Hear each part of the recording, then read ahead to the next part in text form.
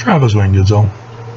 So, as Mormons of the Church of Jesus Christ of Latter-day Saints, we claim that Joseph Smith's accounts of the first vision, angelic visits, are all literal history, and therefore authorize him to be the leader of the church. And yet that's not quite accurate, because he gets the idea from Numbers chapter 12, verse 6, in which Miriam and Aaron were attempting to form a coup of Moses' church. And the Lord comes down and at the tabernacle and puts them in their place and says, I will reveal myself to my prophet, whom I choose and appoint in dreams and visions. And so Joseph's dream and vision are what he's referring to here. But Mormons insist it's literal history and real, and therefore the Bible is wrong. It's not Lord's method. But Joseph Smith was assassinated, and in the Brighamite branch-off, which by saying that, all of you are confused. Brighamite branch-off, what are you talking about? There was Brigham Young, who was the proper authoritative successor to Joseph Smith. Right? You all believe that Brigham Young is the proper successor. And you don't think, okay, let's step back and look at it. He didn't have any visions or dreams, in accordance with Numbers chapter 12, verse 6. Nonetheless, he claimed that because he was the president of the 12, he therefore gets to lead the church. And there's no justification for it in Scripture. He just made the claim, had a document that he claimed was signed by Joseph Smith, saying that Brigham Young's going to lead it. And away he went. You have others that are not talked about, other than to say that they're apostates, who form their own churches as well. And so we're going to go over a few of those as to their claims to authoritative succession. The first is James Strang. His was, he had manufactured some metal plates with some scribbling on them that he called ancient writing. And to outdo Joseph Smith, he also rendered a translation of the scribblings to show everybody both the plates and the translation. And was able to get some prominent Mormons to go with him. But John C. Bennett sort of screwed things up, trying to get polygamy and his Illuminati order after the Danites rejected him back. But yeah, it was his claim to authority. Also, he also, like Brigham Young, had a document signed by Joseph Smith saying that he was supposed to lead the church. So, I don't know. Joseph Smith was saying everybody gets to lead the church after he died, huh? Who do we believe? I don't know.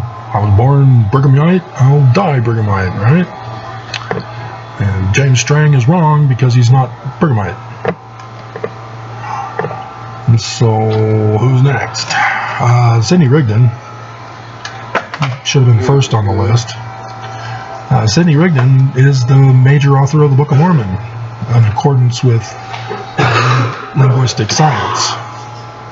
And so the Brighamite branch has to deny science and reject all things science related investigations in order to maintain that the president of the 12 takes over.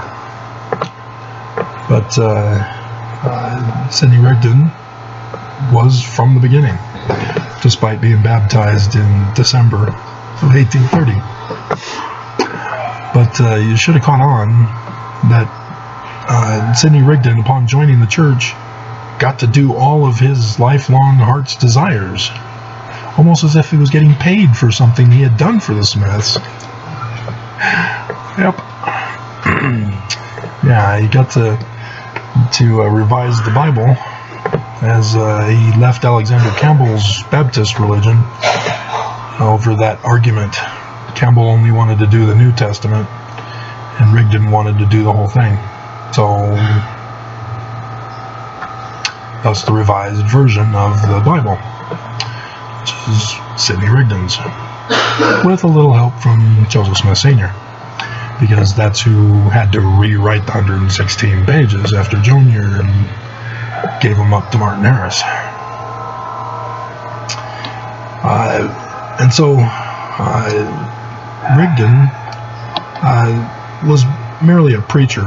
He wasn't much into organization, strategy, and stuff like that. He wasn't intending to succeed Joseph Smith. He was just intending to keep it going as an overseer of the organization. But it turned into a religion after him, for those who were his followers. But yeah, he just wanted some place to preach. That's what he liked doing, was preaching. And he got that as a reward too. Should have also caught on as he was made Joseph Smith's #1, and even over Oliver Cowdery. Should have been everybody's first clue. But there you go. It's important to know the real church history. Joseph Smith III, he was in the womb still, but Emma claims that Joseph Smith whispered into her ear on his deathbed, my son will lead the church. And the fortunate thing is that it's not his son, it's a descendant through Hiram, if you've watched my videos. But so when Joseph Smith III was an old man, he decided to take a trip up the mighty Mississippi to Utah, and was observing Brigham Young's organization, and thus the reason why he called it the Reorganized Church of Jesus Christ of Latter-day Saints. He clearly had no clue as to what Joseph's was all about. All of the records and such, he had the original Doctrine and Covenants from 1835, as they continued to keep the coded words in their version when the Brighamite Church decoded a few of them in the 1981 edition of their Doctrine and Covenants for my first year of seminary, early morning seminary. And then the fun one, I'd already learned about the signs in the heavens for the latter days, and so when Alpheus Cutler comes out, Alpheus Cutler was a part of the actual administration 12 called the High Council of Zion. He was there with Samuel Smith and other big names, and he, after breaking with Brigham Young, claimed that Joseph Smith had secretly told him to look for a specific sign in the heavens, and as it's been handed down to us, it's 2 crescent moons back to back, which is impossible. However, when I looked for his sign in the heaven, because he organized his church on the 19th of September 1853, he would have seen the previous day the sign. As on the 10th, I can see what he was being led to with that, but it's Pisces, guys. The symbol for Pisces are 2 crescent moons back to back. Ta-da! And it was the first quarter moon that he's trying to claim is the sign in the heavens. And he's wrong. nonetheless, it is interesting that he used a sign in the heavens, claiming that Joseph Smith told him about a sign in the heavens for the latter days to restore the church. Take that, Brigham Young. And thus the Cutler riots began. And so you can see how each person claiming to be a succession or a restoration had as their justification, as their resume, I guess you can say, for Mormons to come unite with them. But the actual manner for succession, not a single Mormon followed. And thus the church, in reality, fell into apostasy and was destroyed from the face of the earth.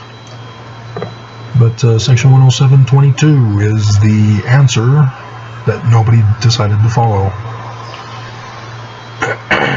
Doctrine and Covenants. Oops, went too far. And so, for the Melchizedek priesthood, 3 presiding high priests. This is where we get the 2 counselors for the president being called presidents also. No.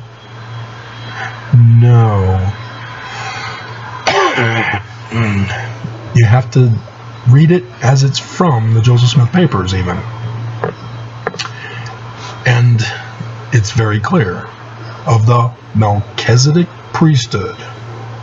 So the whole body, because it mentions the whole body. 3 presiding high priests. Not 1 with counselors. 3 presidents.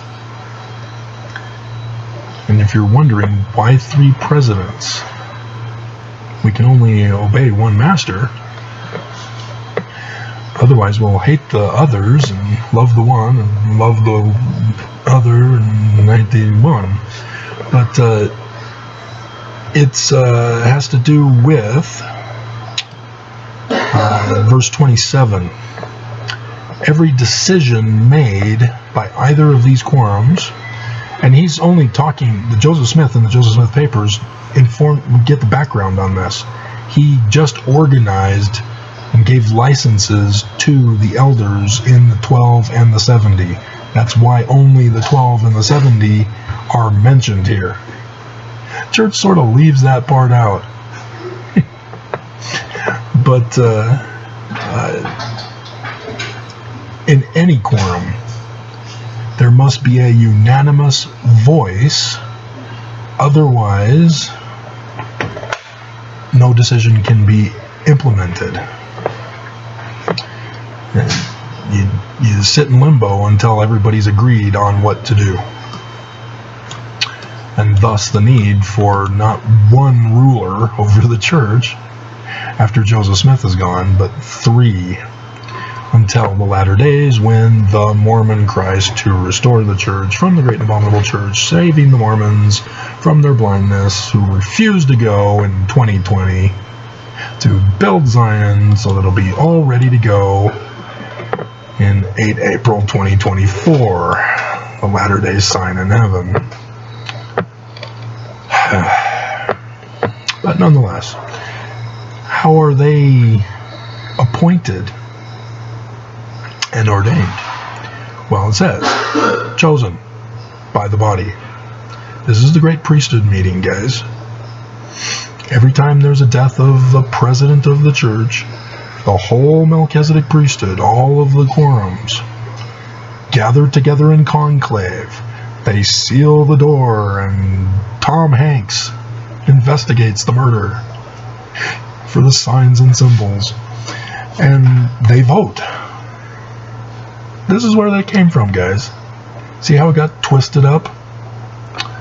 They had to, because Brigham Young had to legitimize his being the president of the 12 to succeed. But this is completely different, isn't it? And Brigham Young knew this. Don't get him wrong.